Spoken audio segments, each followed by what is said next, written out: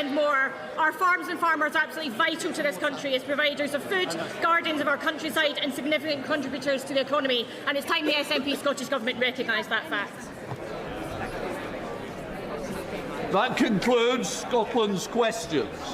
Before we move on, may I extend a warm welcome to the Speaker of New Zealand and the House of Representatives and his delegation who are with us in the gallery today. Thank you. That helps. We now come to the final Prime Minister's questions of this term, and indeed the final Prime Minister's questions for the Right Honourable, the Member for Holborn and St Pancras, as Prime Minister. Can I thank the Prime Minister for his public service, his international leadership, particularly in his steadfast support for Ukraine. I am sure members will wish to join me in wishing him and his family well in the future. And let's hope this Prime Minister will be bringing home a winning England World Cup from the team. On that note, I'm going to call Graham Stewart. Question 1, Mr. Speaker. Prime Minister. Mr. Speaker, can I thank you for your kind words? But I must start by saying I'm truly horrified by the murder of Ann Widdecombe. She was a distinguished politician with deep convictions, whose vivid and fearless character captured the public imagination. My heartfelt condolences go out to all of her friends and all of her loved ones. Mr. Speaker, it is chilling that during my time in this Parliament, 11 years, 3 serving or former MPs have been murdered. I look across at the shield for our dear friend Jo Cox and the shield for Sir David Amess that sits behind me. Mr. Speaker, I know this is a House matter, so this is my personal view, but I do believe it would be fitting for the House to consider a similar tribute to Anne. We thank the police for their work, and the integrity of their investigation must be protected. Mr. Speaker, you have been instrumental in defending the safety of every member of this House, and I believe we must do more to defend our democracy. I've tasked officials across government to identify the best mechanisms for taking this work forward so it can move as quickly as possible, and I hope the whole House can unite behind that in the months ahead. Mr. Speaker, let me also pay tribute to the courage of the Hillsborough families. The Hillsborough law we passed in this House last night is not only a law for them and the 97, it is a law that ensures the state serves millions of working people and always gives a voice to those who fight for justice. A law for everyone, delivered by a Labour government in the best traditions of the Labour movement. Mr. Speaker, this morning I have meetings with ministerial colleagues and others. In addition to my duties in this House, I have an important appointment with the television at 8 o'clock this evening. May I associate myself with the Prime Minister's remarks about Ann Widdecombe, take this opportunity to thank him for his public service and wish him and his family all the best for the future. Most of us, Mr. Speaker, can only dream of playing the role of Jude Bellingham, scoring the winning goal, leading our team to victory. Yet the Prime Minister did it. But politics, like football, is a ruthless game, and he's now been handed a red card by the 400 dodgy referees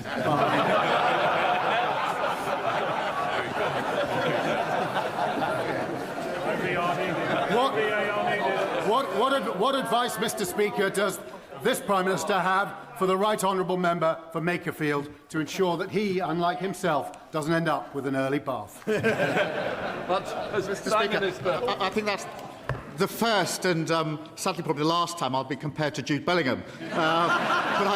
But I thank him for that. And on the question of red cards, I can't tell him how much incoming I had a week ago Monday after President Trump intervened for their red card, for me to get the England red card adjusted. Just for the record, Mr. Speaker, I didn't attempt.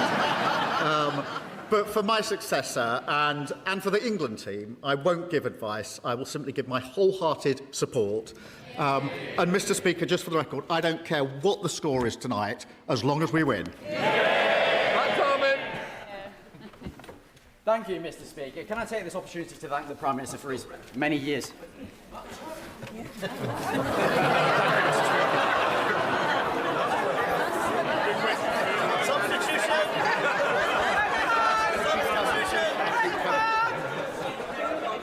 Come on, Matt. Thank you, Mr. Speaker. And I rise for the third time. It was an honour to march with people from across Watford on a peace walk in my constituency recently, because earlier this year we saw an attack on our high street where a fire was lit at a Jewish-owned shop and sprayed with anti-Semitic graffiti. Additionally, mosques in Watford have been subject to Islamophobic attacks and intimidation. So I welcome my right honourable friend, the Prime Minister's additional support to deal with anti-Semitism and anti-religious hatred. And does he agree with me that this House must come together to stand united against those that would seek to divide us? Prime Minister. Well, can I thank him for his question and for his hard work? And he reminds us that an attack on one of us is an attack on all of us. Anti-Semitism and anti-Muslim hatred are a poison. We ripped anti-Semitism out of the Labour Party. And I've worked as Prime Minister to root it out of our country. And that's why just this week, Mr. Speaker, we invested a record £250 million to protect our Jewish communities. And we're using the new powers we introduced to designate the IRGC, going after those who incite violence on our street. Everyone deserves to live with security, dignity and freedom. And that is a fight that I and every Labour government and across this House will never give up on. Kemi Badenoch, the Leader of the Opposition. Mr. Speaker, can I start by thanking the Prime Minister for the way he responded to the murder of Ann Widdecombe last week. This is the first opportunity I've had on the floor of the House to commemorate her life. A lot has been said about how she died. I want to focus on celebrating the life she lived. She was a woman of high principle, profound beliefs with a wicked sense of humour, a wonderful combination of being a serious person who did not take herself too seriously. She changed her faith from Anglican to Catholic and from the Conservative Party to the Brexit Party, but she always remained part of the Conservative family. You may not always have agreed with her, but Ann Widdecombe was a woman who said what she meant and meant what she said. Hers was an honesty that made our politics better. Her wit and forthrightness sat alongside a deep humanity and decency. She had wonderful turns of phrase. She said, "We need less political correctness and more political courage." She said, "If we deny our culture, become nothing and everything, that weakens us." And finally, Mr. Speaker, she also said, "It is a truth universally unacknowledged at Westminster that there is life after politics." So with that in mind, I turn to this Prime Minister's final questions. And Mr. Speaker, I wanted to make sure that I got the tone right today.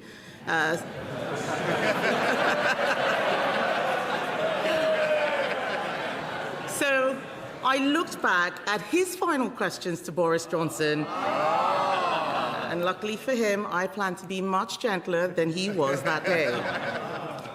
Week after week, the Prime Minister and I have clashed at this dispatch box and rarely agreed on anything. But there is one thing I did admire. When President Zelensky was attacked in the White House, the Prime Minister showed leadership and invited him to Downing Street. That was the right thing to do. Ukraine is on the front line in the battle for freedom. So does the Prime Minister agree that cross-party support for their cause must endure? Prime Minister. Can I start by joining her in a tribute to Ann Widdecombe?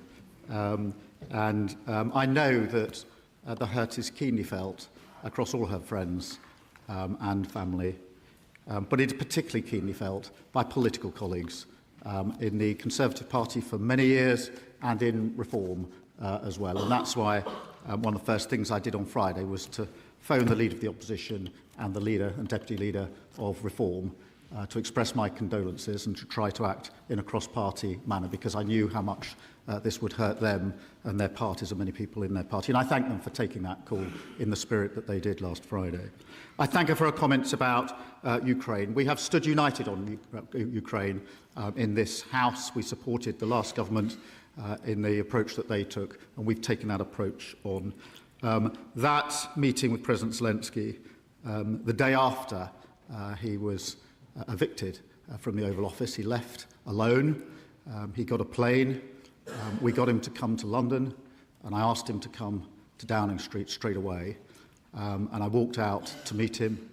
I gave him a hug, and then I showed him what was in the street, which was many people who had come thinking that he was visiting Downing Street. And the moment he got out the car and hugged me, they cheered on the top of their voices, the British people, to tell President Zelensky exactly what they thought of him and the way that he had been treated. And that was a really emotional moment, because it was the first human contact he had effectively had outside of his immediate team since he left the Oval Office. I had a meeting with him to tell him that in this country we will stand with him and Ukraine, and I didn't let him leave alone. I walked him out to his car, because we don't let people in Britain walk out of our buildings alone. We escort them out. Kemi Badenoch. Can I thank the Prime Minister for that answer? And no doubt he will be disappointed that he won't be emulating his hero, Harold Wilson, in winning multiple elections. However, we all hope that he may be about to emulate him in another way, by being the Prime Minister when England win the World Cup. That is something that every single one of us in this House should get behind, especially the SNP.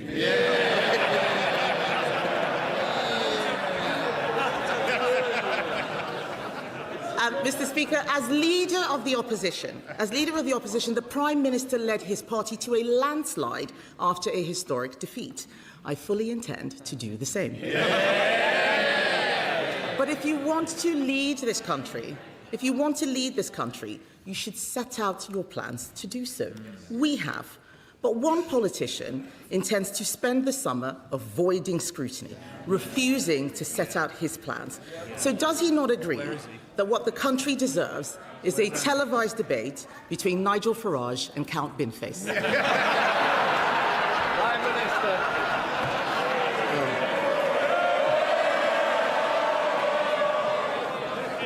Well,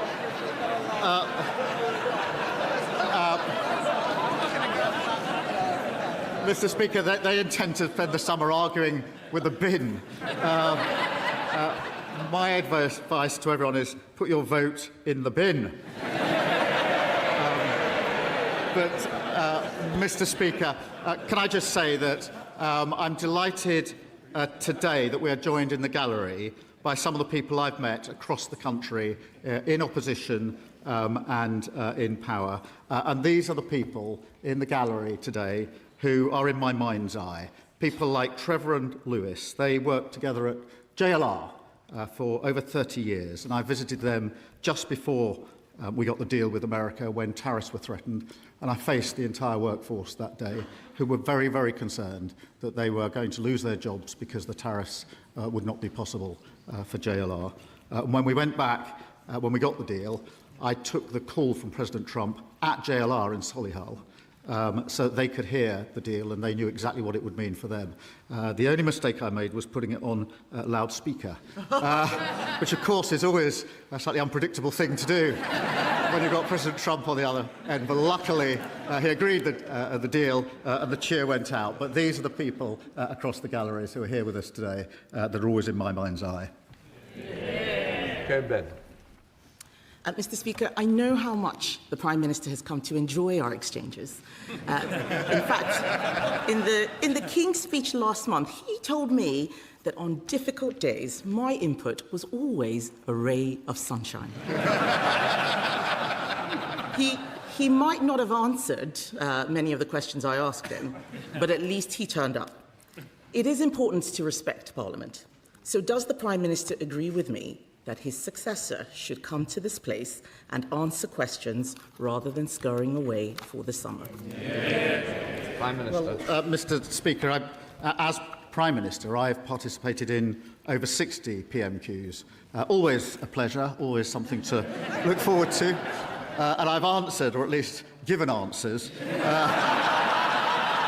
on 2,800 times. And I'm sure she will question my successor in the same way. And I'm sure she'll forgive me if I just mention one or two others who are in the gallery who have been affected by the decisions we've made, because Billy, who is sitting in the gallery in front of me, was diagnosed with breast cancer in 2023. She was there, Mr. Speaker, when we launched our plan for change, and she's been a tireless advocate for better cancer care. Billy joins us today from the Special Needs School where she works in London, and I'm pleased to tell the House that Billy's cancer is in remission. Can I thank the Prime Minister for that answer and paying tribute to so many of the people who he has been able to help. In fact, I remember when I started this job, the Prime Minister was very helpful to me, saying that I wouldn't last the year. Life comes at you fast. He spent a long time laughing that I'd lost control of my party. I think he should have been paying attention to his backbenchers instead of mine. But everyone in politics would do well to remember how quickly political fortunes can change. I know that he has been asked and he's being diplomatic, but on that note, does he have any advice for his successor? Prime Minister. Mr. Speaker, I will give my wholehearted support to my successor. I want this Labour government to be a success. I want our country to be a success. I shall give my support privately if asked for, not publicly when not asked for. But, Mr. Speaker, I also, if I may, wanted to draw attention to Pooja, who's with us in the gallery today with her daughter. I first met Pooja in a cafe at the back of Euston Station, and she told me about her son Ronan, who was murdered when he was 16, having just done his GCSEs. I have to say, as a father of two teenagers, I found that very hard to hear. His killer, who was also a teenager, collected a ninja sword and a machete from his local post office. He bought them online using a parent's credit card, a fake name with no ID checks. And when I heard that, I said to Pooja that I would campaign with her to get the law changed and make a commitment and a promise to her. And that's why we passed Ronan's Law, driven by Pooja's inspirational campaigning. And today I'd just like the opportunity to thank her for that. Mr. Speaker, that is a lovely statement that the Prime Minister has just made to Pooja. I'm sure the whole House will agree. I think the whole House will also agree that he gave a very diplomatic answer to the question I asked him on advice to his successor. And having heard it, I say this to Labour MPs with as much goodwill as I can muster. We have been where you are. Changing Prime Minister is not a silver bullet. Indeed, it may be that the Labour Party's troubles are only just beginning. Solving the fundamental problems in this country will require difficult decisions. And you also need to know how to get things done. The Prime Minister once said that when he pulled the levers, nothing happened. Why did he think that was? Minister.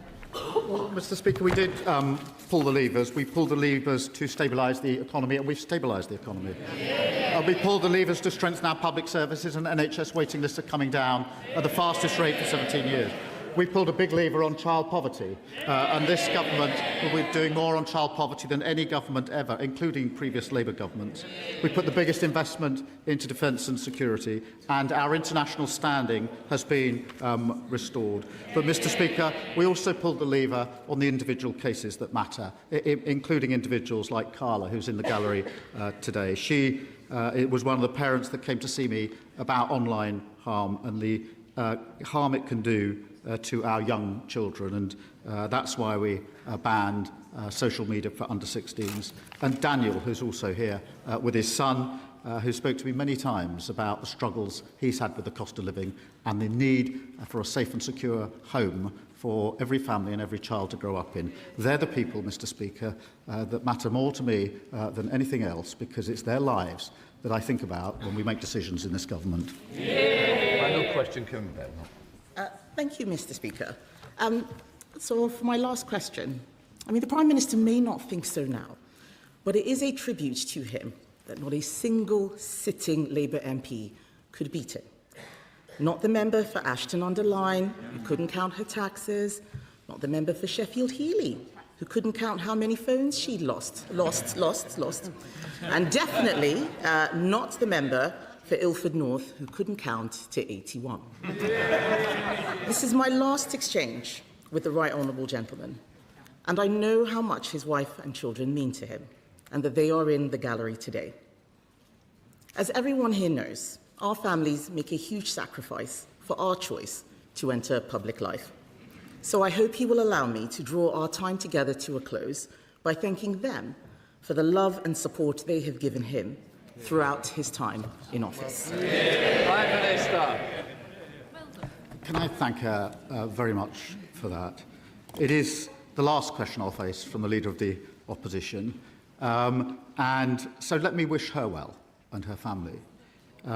We have had robust exchanges across this dispatch box, but she has extended kindness to me privately at very difficult times, including when there was an attempt to burn down our family home, which deeply affected my family. She reached out to me. And when my brother died of cancer, she reached out to me privately, not across this dispatch box. And I thank her for that and the tribute that she's just made to my wife and children, who mean the world to me. I do thank her for that. She knows this is robust, and it has to be robust, and that's the way politics is done. But the kindnesses that sit behind it privately are often just as powerful, if not more powerful, and I thank her for that. I also stood at that dispatch box, Mr. Speaker, for 4 years as Leader of the Opposition. I know firsthand it's the most difficult job in politics, and that is what she is doing. When I did so, Mr. Speaker, we had just lost the 2019 election, which nearly broke my party. It was the worst result since 1935, and we were found to be institutionally anti-Semitic. And, Mr. Speaker, I picked up our party, I turned it round, I made a promise to rip anti-Semitism out of my party, and I did. I turned my party to face the country, and we won a landslide Labour general election. And after 2 years, we've stabilised the economy. We have invested heavily in our public services. We put better protections in for children, particularly on child poverty. We've strengthened our defence, and we've enhanced our international reputation. I'm proud to leave this country in a better shape than I found it. Thank you. Thank you very much, Mr. Speaker. It is an emotional Prime Minister's question time today, and I really welcome the tone that has been struck and think we should hear more of this more often.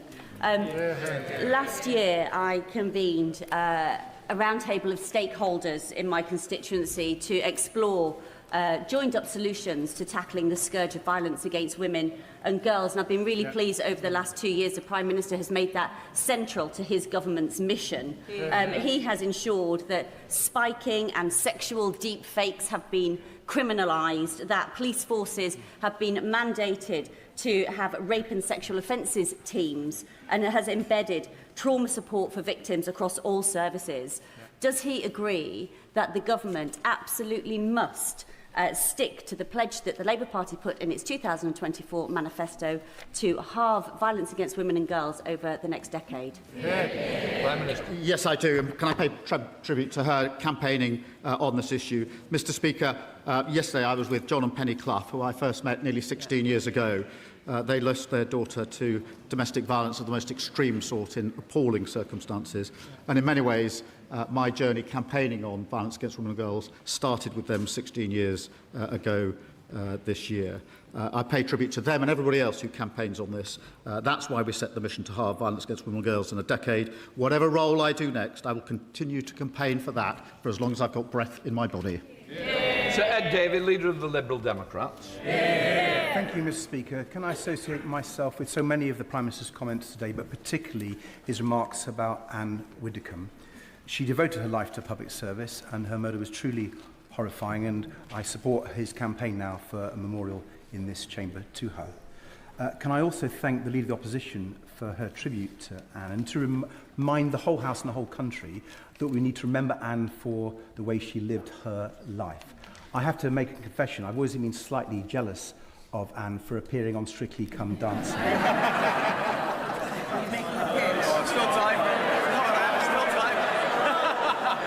Mr. Speaker, but can I join the whole nation, and hopefully every nation, in wishing England well against Argentina tonight, after their superb win against Norway? And it's the last job of the Prime Minister to make sure we win the World Cup. But can I also pick up on a remark from the Leader of the Opposition about the by-election we're about to see in Clacton? I have to tell her I cannot back joke figures with ridiculous policies, which is why I'm supporting Count Binface. Mr. Speaker, as the Prime Minister finds himself with more time on his hands, can I recommend the new Toy Story film? For those of you who don't know Toy Story, its main character used to be in law enforcement, but was mainly known for being a little wooden, but was replaced by a shiny new action figure from far away who thinks he can fly, and the name Andy on everyone's lips. Perhaps, Mr. Speaker, maybe the Prime Minister should give that a miss. But does he share my fear that when it comes to Britain's national debt, the Right Honourable Member for Makerfield's plan is to infinity and beyond? Prime Minister. Mr. Speaker, can I first? So it's a very.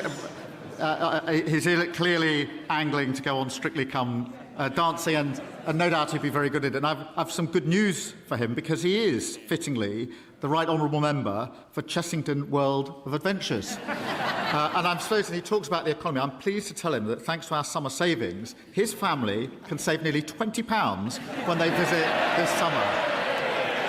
Sir Ed Davey. Mr. Speaker, can I invite the Prime Minister to join me at Chessington World Adventures?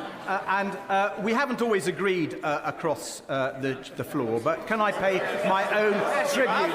Yes, you have. I've disagreed with them on Europe, and I've disagreed with you on Europe. So shall I say to the Prime Minister that although we've not always agreed, I've always admired the way he has led his party. I've always admired the way he's been a true patriot, and I always admire the way he's worked with so many people across this House to do the best for the national interest, and we thank him for his public service. And Mr. Speaker, one of the Prime Minister's qualities that people most underestimate comes from his experience as a carer. He's spoken powerfully about looking after his mother through her battle with Still's disease, and the love and care he gave to his brother Nick. And I know the Prime Minister agrees that we can and must do more for family carers. So as he leaves number 10, will he join with me and other carers across this House to speak up for family carers, to be their voice, and to get them the support they deserve? Yes, and can I thank him for everything he's done in relation to social care and the importance of providing care. And he does it with very real human experience that we all know and we all respect, and no doubt he will continue to champion that, as everybody should. He asked me about joining him at Chessington World of Adventures. I will. Can I suggest 12 noon on the first Wednesday in September? Rachel Maskell. Thank you, Mr. Speaker. Before coming to this House, the Prime Minister and I attended the launch of my uncle's book. It was entitled Fine Lines and Distinctions. And clearly, sometimes we've had those differences, but I genuinely wish him and his family well for the future. But before he places his pen down, I understand there's a tradition to leave a note for your successor. And in wishing all honourable members the very best of summers, I ask that he asked his successor, the Right Honourable Member for Makerfield, to enact my legislation to licence short-term holiday lets and ensure that we can protect our communities from family houses turning into party houses in our residential areas and ensuring we keep those housing costs down. Prime Minister. I'm not sure about notes for success. I think we left one in 2010, which didn't work too well. Mr. Speaker, I'm sure that my successor will look at our private members' bill, and I'm proud to have overseen the biggest boost to renters' rights in a generation. We've kick-started the biggest boost to social and affordable house building, and wherever people live, they deserve a safe, secure home that they can call their own. Richard Tice. Thank you, Mr. Speaker. Whilst his own MPs may have sent him off without resorting to VAR, I have some good news for the Prime Minister. Yes, under his tenureship, 76% of England football matches have been won, which is the greatest, most successful record of any Prime Minister in history. So will he commit, in his remaining days in office, to carrying out whatever meetings, reviews, motivational talks to ensure his greatest legacy on Sunday is that finally football is coming home? Prime Minister. Can I thank him for this? I mean, I'm a massive football fan, so forgive me for being a nerd on this, but we've won 22 out of 29 matches since I've been Prime Minister of the England team. We have got to get that to 24 over 31, which means we will win on Sunday, and I wish the team well. And of course, Mr. Speaker, it's only under Labour governments that we win the World Cup. And in that spirit, I'm sure the whole House will get behind the team. Julia Butley. Thank you, Mr. Speaker. Watching the Prime Minister secure his legacy this week with the NATO summit and the Hillsborough Law, I wondered if he wanted to make it a hat-trick and support Shrewsbury College's bid for a new construction skills centre. As the main post-16 provider in the county, our outstanding college trains over 10,000 young people and adults, both A-levels and vocational qualifications. But this year's applications are up by 15% and our buildings are full to capacity. In a rural area like Shrewsbury, with limited alternatives, hundreds of people could end up becoming NEET. Will the Prime Minister support their third attempt to secure capital funds and meet the growing need so we can open the Construction Skills Centre in September? You've got it, I've got it, you must. Mr. Speaker, I know that the College in our constituency has made a bid to the Post-16 and Construction Skills Capacity Fund to expand their provision. I've also set a target for 2/3 of young people either to go to university or to a gold standard apprenticeship, because I think we need to rebalance. We rightly applaud and put on a pedestal those that go to university. We need to do the same for those that are apprentices as well, and have a bit of rebalancing. Can we just speed up questions, because there's some people I really do want to get in to help everybody. David Chadwick. Got it. Thank you, Mr. Speaker. 2 weeks ago, the news leaked that Powys Teaching Health Board is considering taking the beds out of all but 2 community hospitals in Powys, and 2,500 people have already signed my petition against those cuts. Does the Prime Minister agree with me that taking beds out of community hospitals is not a solution for the crisis in social care, and why didn't he prioritise fixing social care when he had the opportunity?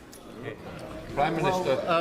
Mr. Speaker, I would remind him that when his party was in the coalition government, they didn't do anything about social care. They simply cut all our public services, and we had to pick up the results of that. But, Mr. Speaker, I don't know the details of the particular case he refers to, but I'll make sure he gets a better answer than that in writing.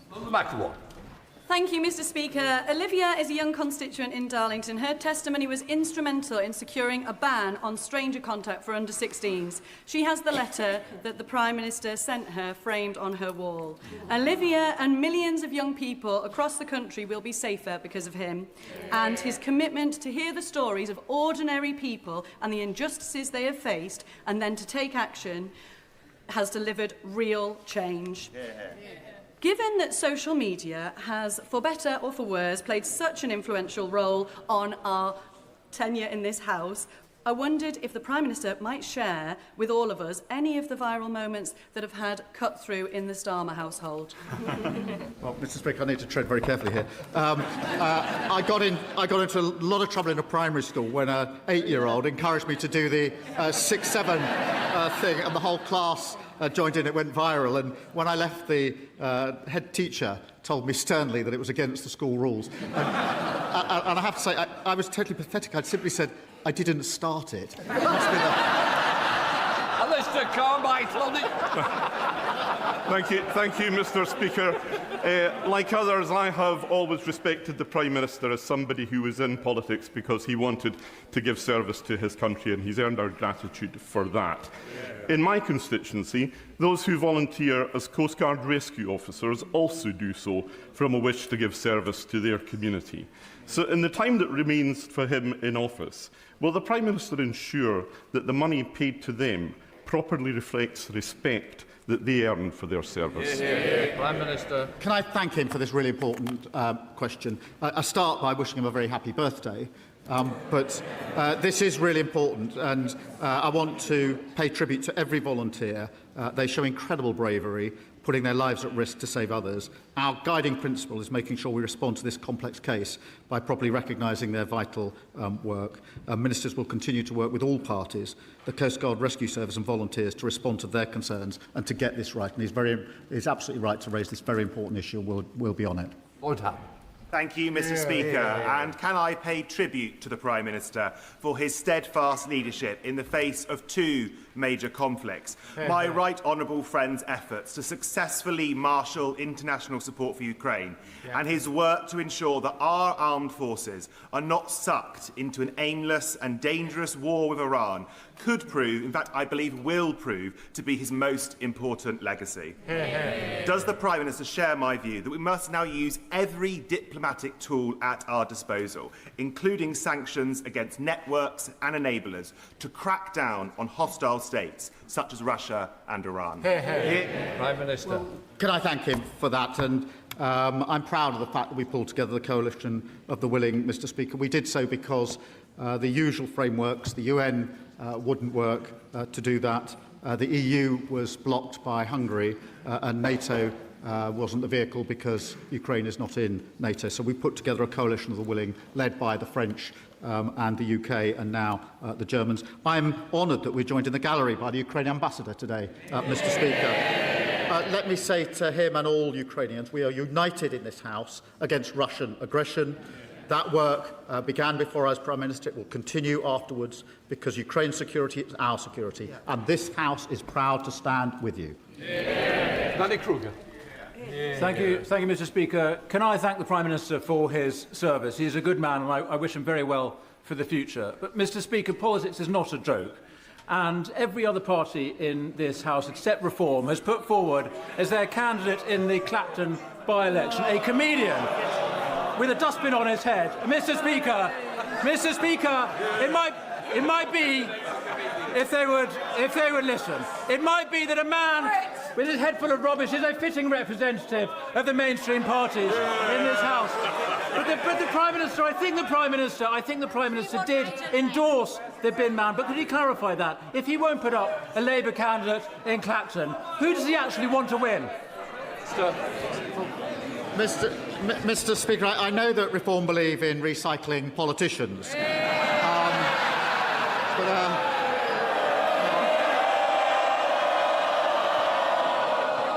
I wonder if he really thought spending his summer arguing with a bin was what he had in mind when he defected to the benches up there. That's sharp. Thank you, Mr. Speaker. This Monday will mark 10 years till the brutal rape and murder of my constituent Samia Shahid in a so-called honour killing. Can I first thank the Prime Minister for all his leadership on the agenda for ending violence against women and girls? And can he join me in reaffirming the UK's commitment to end this abhorrent killing in the name of so-called honour, not just here in England, but across the world? Well, can I pay heartfelt tribute to her for everything she has done to campaign and draw attention to this issue, and the very powerful and personal way in which she argues it. And when she spoke in this House earlier this year, it was compelling for all of us, for all the right reasons, and I thank her for that, and I know she will continue to do so for many, many years to come, and right so, and thank her. Alison Bennett. Thank you, Mr. Speaker. I'd like to put on record my appreciation for the hard work of the Prime Minister's ministerial team in DEFRA in tackling the absolute failings of South East Water. But last Friday, 1,200 pupils at Downlands Community School in Hassocks were sent home because they had no water. For those children, for their parents, for their teachers, it was another reminder of South East Water letting communities down. I'm sure the Prime Minister would agree that something as basic as turning on the tap should never be in doubt. So, before new housing developments are approved, does he agree that water companies should be compelled to confirm that they have the capacity to provide a reliable water supply to those new homes? Yeah. Well, this incident is completely unacceptable, and every customer deserves reliable, resilient services, particularly during extreme heat where there's a risk to public health. The Water Minister has met the company's leadership to demand improvements and will follow up in that way. Whereas, Mr. Speaker, even GB News is now admitting that with small boat crossings down more than 40% this year, the Prime Minister's strategy to smash the trafficking gangs is working. Yeah. With the costly fiasco of the Conservatives' Rwanda scheme long behind us and our relationship with our nearest neighbours and friends in France rebuilt, does the Prime Minister think that now is the time to establish a safe and legal route between Planet Sigma 9 and Clacton? Prime Minister. Well, Mr. Speaker, I am pleased that net migration is down 82%. Small boat crossings are down 40%. The asylum backlog is down. We're closing asylum hotels, and we deported 70,000 people with no right to be here. That's what this government's delivering. Mr. Speaker, books are going to be written about how a mayor of Manchester has managed to outmanoeuvre a sitting Prime Minister with a 170-seat majority and take the keys to number 10. The Prime Minister appears to have been brought down by an inability to articulate a plan for government. So it must be tough, Mr. Speaker, it must be tough to be replaced by a man who refuses to say whether he's even got a plan. So as the Prime Minister bows out, done in by his honourable friends, does he argue with me, does he agree with me that in a few months' time we'll all be missing him? Prime Minister. Mr. Speaker, the economy has been stabilised. We've got stronger public services. 500,000 children are being lifted out of poverty. We've got biggest investment in defence and security since the 1980s, and our international standing has been restored. That's not just a plan; it's a plan being delivered. Can I congratulate the Prime Minister yesterday on being recipient of the Légion d'honneur medal, and also on the Public Office Accountability Bill? Would he agree with me that all those scandals that will never happen again because of this, I include Grenfell and Windrush, sometimes the media have twisted the knife a bit and made the pain harder for the victims' families. So could he not revisit some of these same principles, accountability and justice for the gutter press? Prime Minister. Well, Mr. Speaker, I'm very proud that we delivered the Hillsborough Law yesterday, and it is important to recognise there's always been an initial injustice and then a further injustice otherwise after it when the state doesn't acknowledge and get to the truth. We're putting that right with the Hillsborough Law. Morgan. Thank you very much, Mr. Speaker. After 16 years of Conservative administration, Shropshire Council's finances were left in a disastrous state. Now, after an LGA peer review praised the Lib Dem administration for making significant strides since last May, that difficult financial situation remains. The Right Honourable Member for Makerfield has promised Manchesterism for the rest of the country, but will the Prime Minister join me in urging him to remember that the rest of the country doesn't all look like Manchester and rural areas need a fair deal too? Prime Minister. Mr. Speaker, she's right to raise rural areas, and that's why we put record investment into our local authorities and into our NHS across the country, including in Shropshire. Joanna Baxter. Thank you, Mr. Speaker. My constituent and Scottish football superfan, Craig Ferguson, has just returned home after working for 108 days across 3,000 miles in the United States to raise funds for Scottish Action for Mental Health. He's raised over £1 million. I know this is an issue the Prime Minister cares very deeply about. Can I thank him for his leadership? And will he join me in congratulating Craig and everyone who supported his actions to raise money for mental health? can I join her and praise and pay tribute to Craig? I believe there's a famous Scottish song about walking 500 miles and then another 500, but to surpass that is an amazing achievement. We all pay tribute. Forster. Thank you, Mr. Speaker. We've all enjoyed watching England's success in the World Cup in the last few weeks. As his last act as Prime Minister before he leaves office, will he agree to grant us a bank holiday so we can celebrate England's win? Prime Minister. Well, Mr. Speaker, I've been careful not to tempt fate and jinx the result, and I'm a passionate Arsenal and England supporter, and I've watched many games, agonising moments. But, Mr. Speaker, on the question of a bank holiday, he should ask me again on Sunday. Mr. Speaker, second time. The Prime Minister won't need reminding about.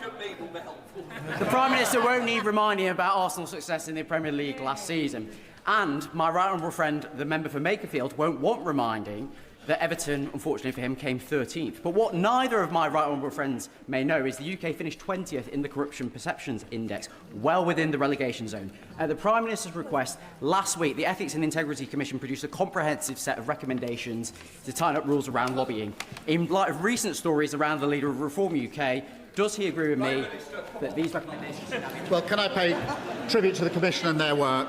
The work of strengthening our democracy will and must continue. Susan Murray. Thank you, Mr. Speaker. And I would like to wish the Prime Minister well in what he does next. The future of communities like mine in Mid Dumbartonshire is uncertain, where hyperscale data centres are set to be built. These large data centres in Scotland's planning system could demand more power than the whole of Scotland needs at its winter peak. Can the Prime Minister assure my constituents they won't find they're fighting for electricity during the cold winter days? Prime Minister. Mr. Speaker, it's very important that we have all the resources we need to provide the energy we need and to bring the price of energy down, and that is what we're doing. Right, final question, Caroline Harris. Oh, I can do this.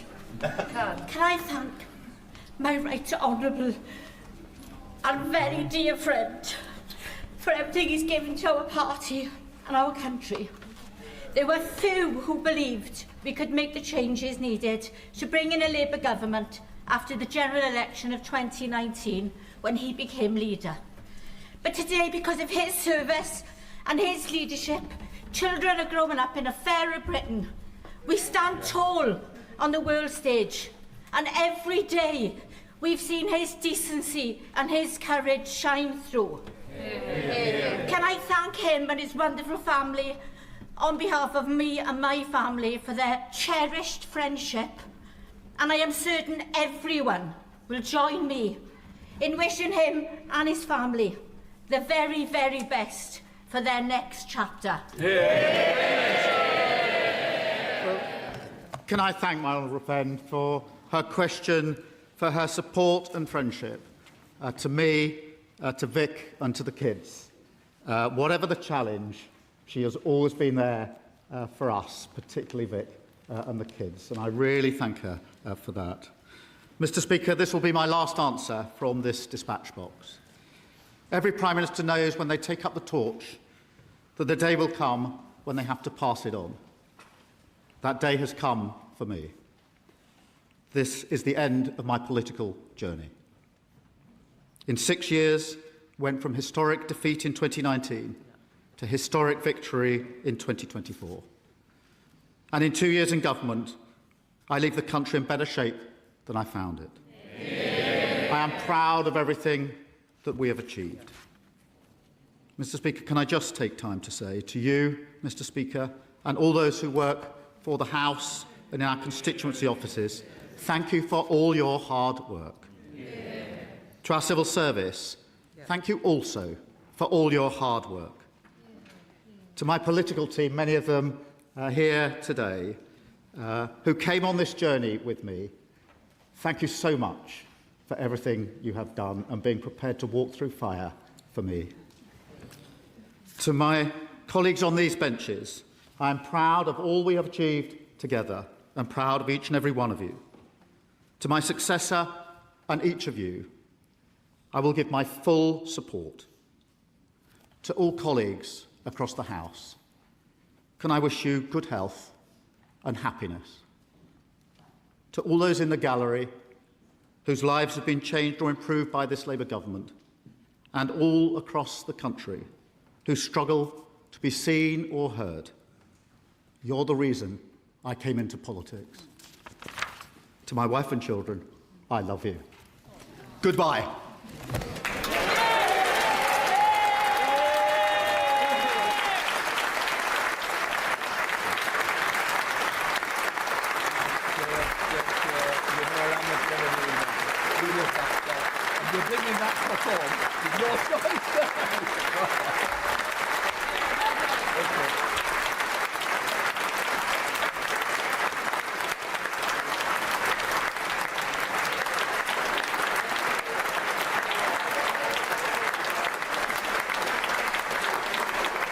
Can I just say, as the curtain has fallen,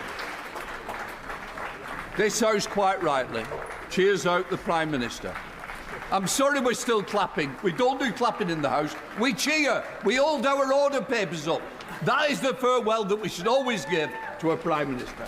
We now come to the next stage. If the front benches change over,